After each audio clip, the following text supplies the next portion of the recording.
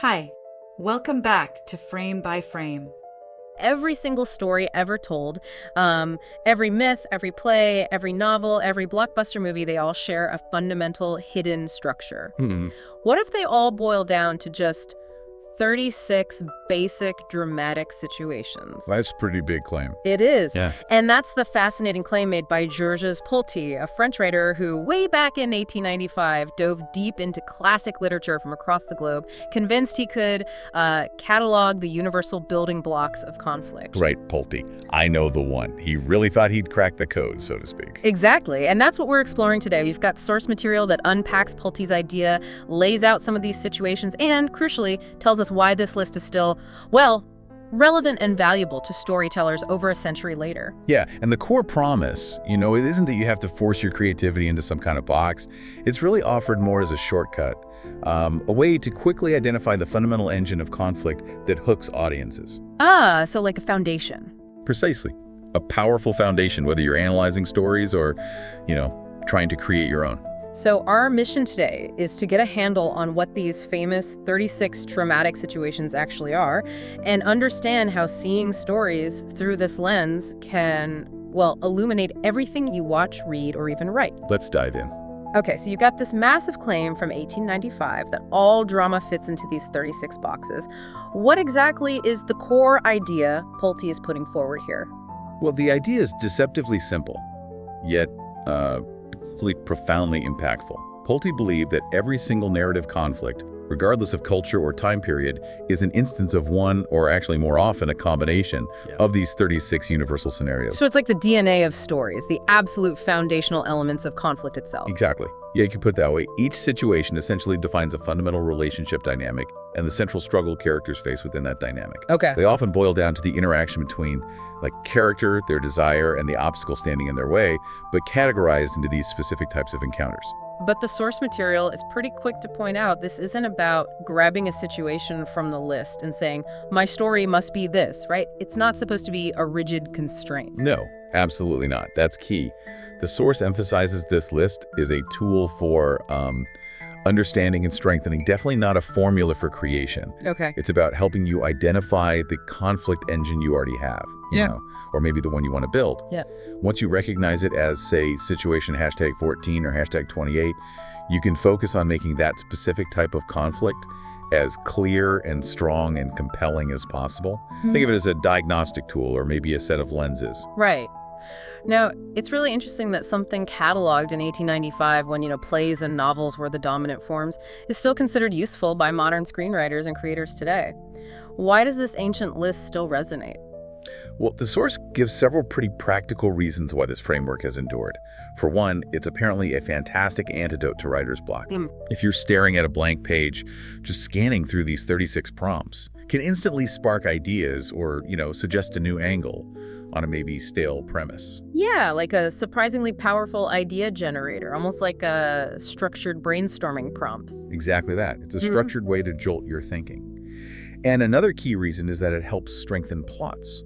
Once you identify your core conflict using Polti's situations, it clarifies what elements you need to focus on to make that specific type of struggle really resonate. And it's pretty rare for a complex story to rely on just one situation, isn't it? They usually mix and match. Oh yeah, that's a crucial point the source highlights.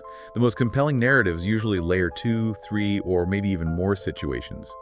Understanding this helps writers consciously weave together primary plots and subplots, creating that depth and complexity. Does it link up with genre expectations at all? Like, do certain types of stories tend to lean on specific situations? Yes, absolutely. The source notes that recognizing these situations helps storytellers understand and, deliver on genre conventions. For example, romances frequently utilize situations like #8, revolt, maybe against family or society, #23, necessity of sacrificing loved ones, like giving something up for the relationship, or especially #28, obstacles to love, the classic star-crossed dynamic. Right, the Romeo and Juliet type thing. Exactly. Thrillers, on the other hand, might lean into #1 supplication, #2 deliverance, or maybe #15 murderous adultery. You see the pattern. Okay, let's get a feel for what's actually on this list then. Can we walk through a few examples from the source material, maybe with some modern parallels they mentioned? For sure. And it's fascinating how these ancient patterns reappear in stories made today. Let's start with #1, supplication. The source describes this as a persecuted figure pleading with a powerful person for help or clemency. Okay. A classic example is Jean Valjean appealing to the bishop in Les Miserables.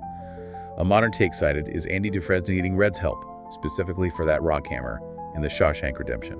Okay, that makes perfect sense. It's that fundamental human dynamic of someone vulnerable needing assistance from someone in power. Got it. What about something focused more on, like, consequence or justice? Revenge, maybe. Yeah, you'd be looking at #3, crime pursued by vengeance. Someone seeks retribution for a wrong, often a killing. Hamlet is the quintessential example, obviously. Right. Modern echoes are clear in films like Kill Bill or the John Wick franchise. Polti even has a specific variant, #4. Vengeance taken for kin upon kin, where the revenge is within the family. Ooh, intense. Yeah.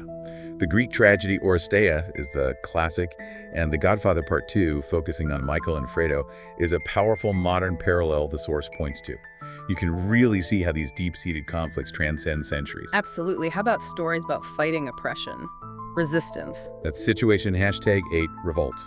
An individual or a group rises up against authority or tyranny. The story of Spartacus is a classic instance.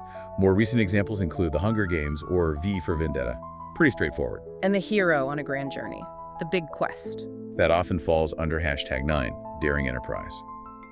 A protagonist undertakes a difficult and dangerous mission or quest. The ancient story of Jason and the Argonauts is a prime example, and it finds modern expression in everything from The Lord of the Rings to, say, the Mission Impossible films. Right. Okay, let's pivot a bit. How about the universal theme of love? Lots of stories there. Oh, definitely. Love provides the engine for several situations. #28, obstacles to love, is perhaps the most common. External forces could be family feuds, societal barriers, war. Simple distance keep lovers apart. Like we said, Romeo and Juliet. Exactly. Pride and Prejudice is a timeless classic here too, and modern stories like The Notebook or Brokeback Mountain clearly follow this pattern. What about the drive for success or power? Ambition. That's #30, ambition. This is the relentless, often consuming pursuit of status, power, or achievement. Macbeth is the classic cautionary tale. The source gives modern examples like The Social Network or Wolf of Wall Street. This situation frequently fuels or is kind of intertwined with many others. And what about dealing with profound loss? That feels incredibly fundamental. It is. Situation #36, loss of loved ones, explores the grief and consequences that come after someone dear is taken away. The source uses Antigone, mourning her brothers, as a classic. Modern films like Manchester by the Sea or The Beginning of Up deeply explore this particular situation. Oh yeah, Up. Wow. And its mirror image is also present. #35, recovery of a lost one, involves the search for and eventual reunion with a lost family member or loved one. The Odyssey is the ancient prototype, and Finding Nemo is a very clear modern example the source gives. It's genuinely striking how these basic concepts defined so long ago pop up in stories we see all the time today. Once you know the categories, you really do start spotting them everywhere. And the source emphasizes that Polti's list isn't just for identification, it's a practical toolkit for creators. Beyond just breaking writer's block, it's apparently invaluable for brainstorming entirely new premises. How would you use it for that? Like, how does that work practically? Well, you can literally pick 2 or 3 situations that intrigue you and ask, okay, what kinds of story would combine these? The source provides examples. What if you blend #9 daring enterprise with #29 an enemy loved? An enemy loved. Okay, that gives you the core tension of something like Mr. and Mrs. Smith. Ah, right. Spies in love who are trying to kill each other. Oh, no. Exactly. Or take #12 obtaining, Yeah. pursuing something valuable, and layer it with #28 obstacles to love. That might lead you to a premise like romancing the stone. That's a really concrete way to start building an idea from the ground up. I like that. And it also helps diagnose problems in stories you're already working on. If your plot feels weak or maybe unfocused, try identifying the core dramatic situation. Are you truly focusing on amplifying the specific tensions inherent in that situation? Right. If your core is #3, crime pursued by vengeance, is the pursuit intense enough? Are the stakes of the vengeance clear and compelling? So you can check if you're maximizing the dramatic potential of your chosen conflict type. Make sure you're hitting the right notes for that situation. Exactly. And for adding layers, as we discussed, the source uses The Godfather as a great example again. The central saga is driven by #4, vengeance, taken for kin upon kin, and #30, ambition. But the subplot involving Michael and Kay relies heavily on hashtag 28, obstacles to love, and also hashtag 27, discovery of the dishonor of a loved one. Ah, when she finds out what he's really become. Precisely. Combining these different engines creates that rich, multi-dimensional narrative that makes the film so powerful. And often, character motivation is directly tied to the situation they're in or pursuing. Absolutely. The source highlights how understanding your protagonist's core situation, what fundamental struggle defines them at this moment, clarifies their motivations. Makes sense. And the same applies to antagonists. Identifying this situation, defining their relationship with the hero, like hashtag 24, rivalry of superior versus inferior, immediately tells you something fundamental about their dynamic. Think David versus Goliath, or Rocky versus Apollo Creed. Gotcha. Now, it's important, as the source is careful to do, to acknowledge that Polti's work isn't, let's say, universally accepted without question. There are criticisms and limitations, right? Oh, for sure. Yeah, it's not without debate. What are some of the common critiques leveled against the list? Well, one significant argument is whether 36 situations are truly exhaustive for all human conflict, especially in modern times. Do concepts like, say, existential dread, or complex identity struggles, or conflicts purely driven by technological shifts fit perfectly into categories derived from classical drama? That's a good point. Polti was looking at, older stuff mostly. Exactly. His focus was very much on interpersonal and societal conflicts prominent in the literature he analyzed. And some of the situations do seem to have a lot of overlap, like they bleed into each other. Yes, that's another common observation. There's definitely a sense of overlapping or interconnectedness among some of them. For example, hashtag 22, all sacrifice for passion, could easily involve elements of hashtag 25, adultery.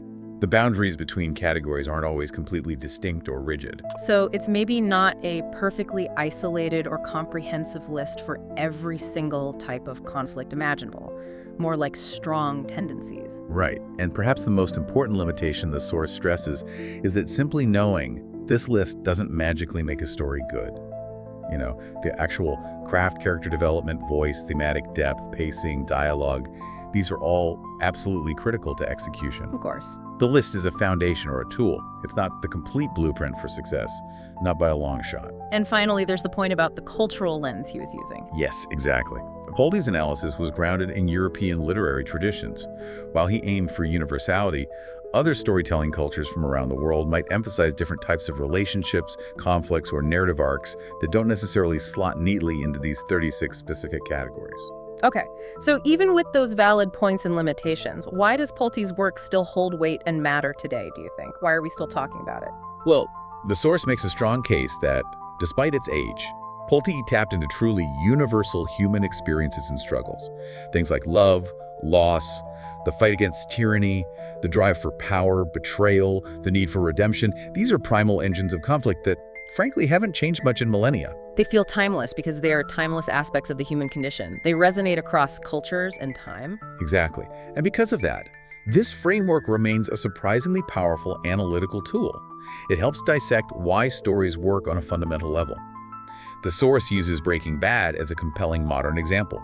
What drives Walt's journey? Yeah. It's a potent combination of hashtag 30 ambition, layered with hashtag 22, all sacrifice for passion, destroying his life and family for his perceived goals, and increasingly hashtag 3, crime pursued by vengeance as the series progresses, and he makes enemies. Breaking it down like that makes the underlying structure of a complex show much clearer. You can see the engines working. It really does. Yeah.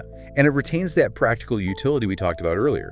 If you're mid-story and feeling stuck, stepping back and asking, okay, what's my core dramatic situation here, can often provide clarity and reveal the path forward. Right. Ultimately, for writers and storytellers, the source suggests it provides a shared vocabulary, a kind of shorthand, a way to quickly communicate and understand different types of conflict dynamics when discussing work. It's like learning the basic elements before you start mixing chemicals in the lab. Gives you a common ground. Yeah, the source makes that comparison to the periodic table, actually, suggesting that mastering these fundamental elements or reactions gives storytellers a powerful understanding that can unlock infinite narrative possibilities when combined and explored in new ways. What an incredible deep dive. It genuinely shifts the way you might look at stories you love, or even how you might tackle writing one yourself. Yeah, understanding Polti isn't about rigid adherence to rules, but exactly what you said, recognizing the foundational primal engines of conflict that have resonated with audiences since the earliest tales were told. They speak to something deep and seemingly unchanging within us. So what does this all mean for you listening to this right now?